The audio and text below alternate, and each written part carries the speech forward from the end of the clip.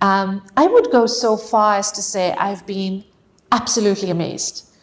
I have been to many of the kind of leading research centers, and I've been involved in technology since the early 90s, when the internet was in its very nascent stages, having visited Silicon Valley before it became what it is today. And I could not believe the depth and the sophistication of thinking and the technological innovation that was coming out of Chennai. It is perhaps the world's best secret.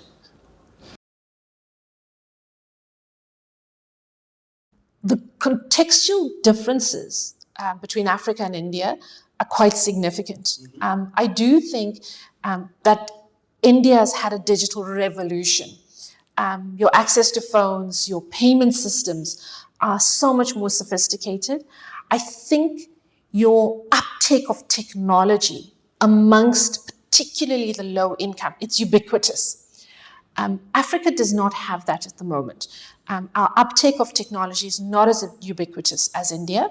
Our access to infrastructure, digital infrastructure, is nowhere near the levels of India is at the moment, from what I've experienced in the last 3 weeks. So I think that fintech for Africa would have a very different meaning as fintech for India. In Africa, the thinking has started, but the way our SMEs come together and the way industries have come together, I think we're a little bit further behind, which means that the manner in which fintech plays out in Africa will be a little bit different from India. And I think the companies that I have seen here, they were the kinds of things that they were doing, Kaleidofin, Northern Arc. When I look at the types of work that we're doing in Africa, we're not quite ready. The data that I have, the market, where the market is at the moment, is not quite at the same place, so that we can get the Northern Arcs and the Kaleidofins going that you have here.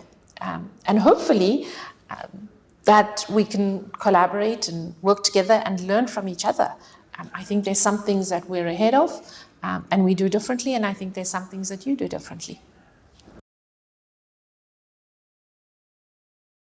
Just by virtue of the quality of IIT graduate, it's a university that's been going for a number of years, that's rooted in technology, that's rooted in that intersection of human intervention and human growth and technology, which I can't think of anything else that is more valuable to study.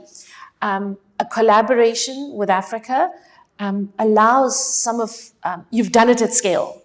So it allows for a collaboration at such a significant scale on a real basis with Africa. We have good engineering schools, but to be able to benefit from what IIT has done at a scale and at a level of excellence, I think is an absolute privilege and is an exciting new pathway for us. What really struck me was the innovations were suited for the climate and the contextual reality of Africa. It's hot for most parts of the year. It's humid for most parts of the year. When you're looking at electronics and you're looking at technology, that has to be taken into account. The terrain is rugged, that we don't have carefully laid out roads. We don't have beautiful pathways. And so when you're designing a wheelchair, you've got to understand that. And that has been designed here, taking that into consideration.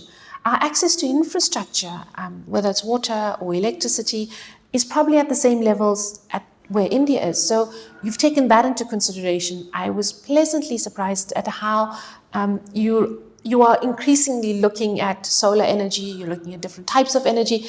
That speaks to an African contextual reality.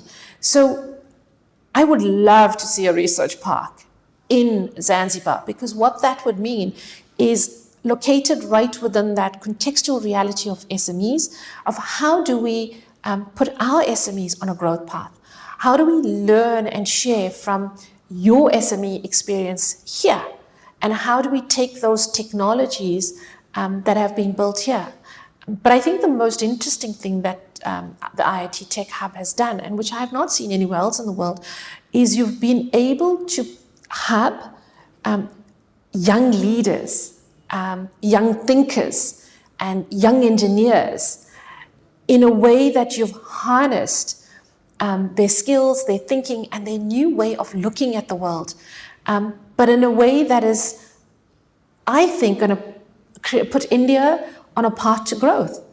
And I haven't seen that. So I think the most interesting thing that you would have to share with a tech park in Zanzibar is to be able to harness the energies and the intellect and the capacities and the capabilities of our youth. And I cannot think of a better South-South collaboration.